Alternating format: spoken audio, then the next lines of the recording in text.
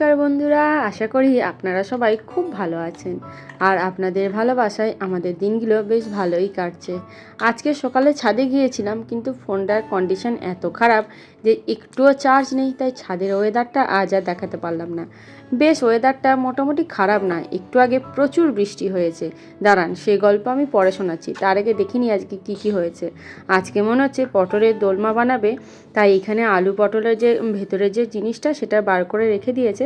ওটা অনেক সময় দেখেছি মামনি পুরের সাথেই ভেজে দিয়ে দেয়, কিন্তু আজকে এটা আলাদা করে রাখা আছে। এটা তো কালকেরকার ঘুগনি দেখলেন, আর আজকের কিছু ভালো মেনু বোধহয় রান্না হবে, যার জন্য মামুলি একদম মশলাপাতিগুলো সুন্দর করে সাজিয়ে রেখে দিয়েছে।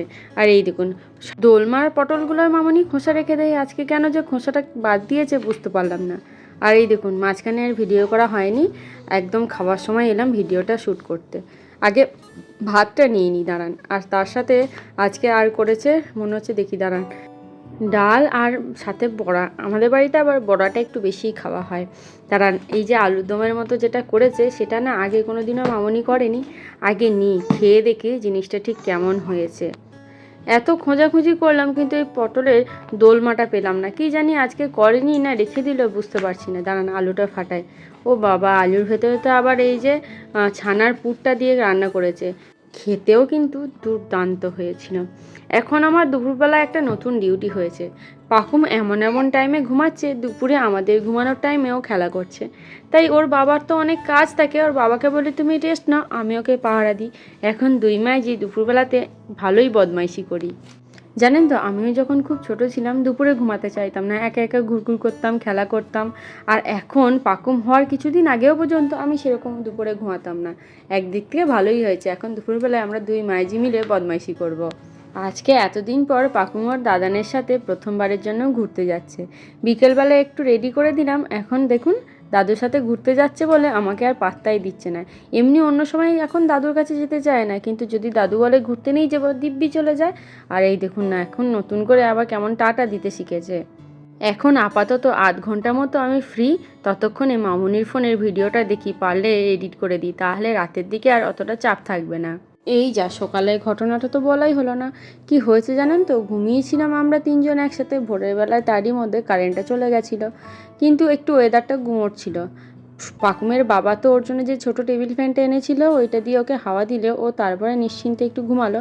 আমাদের ঘুমটা না ভালো মতো হয়নি, তাই সকালেও খুব তাড়াতাড়ি উঠতে পারিনি। তার উপরে কারেন্টটা ছিল না বলে আমার ফোনে চার্জও দেওয়া হয়নি। এদিকে বাইরে শুনতে পাচ্ছি বিশাল বৃষ্টি হচ্ছে, ভাবলাম বোধহয় পাড়ার রাস্তাগুলো অনেকটা জল জমে যাবে। যাই হোক, তারপর তো ঘুম থেকে উঠলাম, ফোনটাকে চার্জে বসালাম। ওমা, ছাদে গিয়ে দেখছি বৃষ্টি যা হওয়ার তো হয়ে গেছিলো, তারপরে কেমন মেঘের আড়াল দিয়ে রোদ উঠেছে। কিন্তু ওই ফোনটায় চার্জ ছিল না, তাই আর ভিডিও করা হয়নি। তারপরে স্নান সেরে পুজো করে নিচে নেমে আসলাম, তারপর থেকে ভিডিওটা করতে পারলাম। এই দেখুন, সন্ধে হয়ে গেছে। পাকুম যদিও দাদুর সাথে ঘুরে মনে হয় দিদার বাড়িতে গেছে। যাই হোক, যতক্ষণ না আসছে ততক্ষণ টুকটুক করে কাজকোটা সেরে নিই। তার আগে ভালো করে সন্ধেটা দিয়ে নিই। সন্ধেটা দেওয়ার পর তারপরে তো চা খাওয়া, আর রাতের যা রান্নাবান্না সেগুলো আবার সারতে হবে।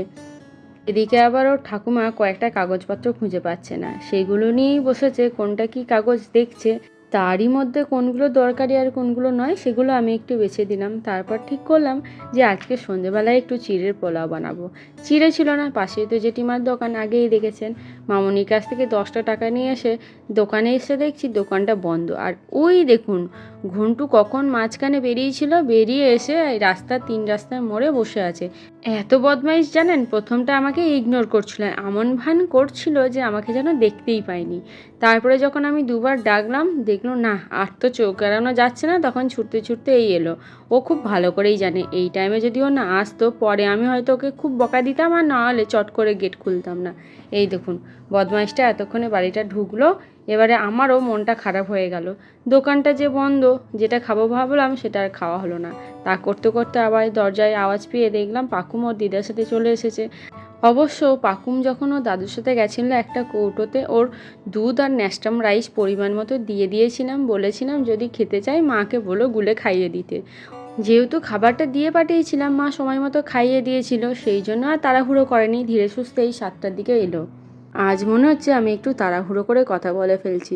আসলে কি হয় জানেন তো, এই রাতের বেলাটায় না যত তাড়াতাড়ি সম্ভব কাজ আমাকে সেরে ফেলতে হয়। ওই কি হয় জানেন তো, ভিডিওটা তো কোনো রকমে এডিটটা করে নিই, তারপরে ভয়েস দেওয়ার জন্য পাকুমের পাশ থেকে উঠে যেতে হয়। অল্প একটু টাইম পাই, তারই মধ্যে ভয়েসটা দিয়ে শেষ করে নিতে হয়।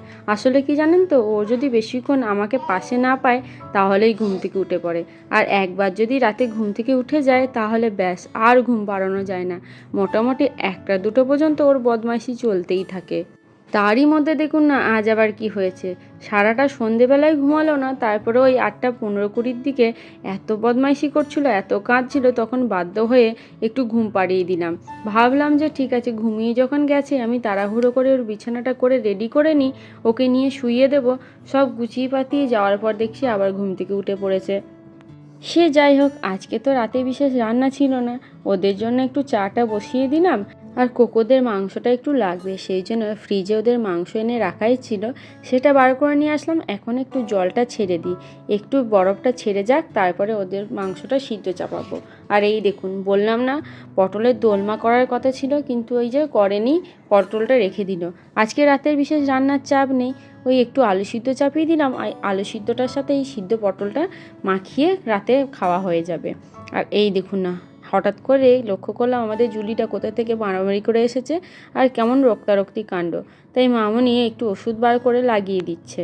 এই আমাদের জুলিটাও কিন্তু কম দুষ্টু নয়, ওর থেকে যারা দুর্বল তাকে গিয়ে ও মারে, আর ও যেমন করে অন্যরা যারা ওর থেকে সবল তাদের কাছে ও নিজে মার খায়। ঠিকই আছে, যেমন কর্ম তেমন ফল। তাও তো ভালো, ও আমাদের বাড়িতে আসে বলে ওকে ওষুধটা দিতে পারি, কিন্তু ও যাদের ওপরে অত্যাচার করে তারা তো কারোর বাড়িতে যায় না বেচারা, তারা তো আর ওষুধটুকুও পায় না। এই দেখুন না, এই মাসে যে কি হয়েছে, এমনিতেই মাসের শেষের দিকে কিন্তু কয়েকটা জিনিস শেষ হয়ে গেছিলো, তাই আবার সেগুলো বাবা এনে দিল। অল্প করেই এনেছে, কারণ আবার নতুন মাস আসলে আবার তো বাজার করতেই যাবে। আমি ভাবছি রাতে আর ভাত খাবো না, চিড়ে তো খাওয়া হলো না, তাই একটু ডিম ভেজে নিচ্ছি, আর ওই হালকা করে একটু সুজি করে নেব, মানে ওই নোনতা সুজিটা। তার জন্য আগে থেকে সুজিটা ভেজে রেখেছিলাম, আর অল্প একটু জল দিয়ে সিদ্ধ করে নিচ্ছি। জলটা আমি অল্প করেই দিয়েছি, শুকিয়ে গেলে সুজিটা একটু ঝরঝরেই হয়ে যাবে। দাঁড়ান, দুধটা গরম হয়ে গেছে, সরিয়ে দিই। এবার কোকোদের মাংসটা চাপিয়ে দিই। অলরেডি 8টা 5-10 বেজে গেছে, এখন যদি সিদ্ধ না হয় টাইম মতো ওদেরকে আমি আবার খেতে দিতে পারবো না। তাহলে বন্ধুরা, আজকেরকার মতো ভিডিওটা এইটুকুই থাক। যদি ভালো লেগে থাকে তাহলে কিন্তু একটু কমেন্টে জানাবেন, সাথে একটা লাইকও করে দিয়েন। আর আমাদের চ্যানেলে প্রথম এসে থাকলে আমাদের চ্যানেলটা সাবস্ক্রাইব করে আমাদের পাশে থাকার একান্ত অনুরোধ রইল।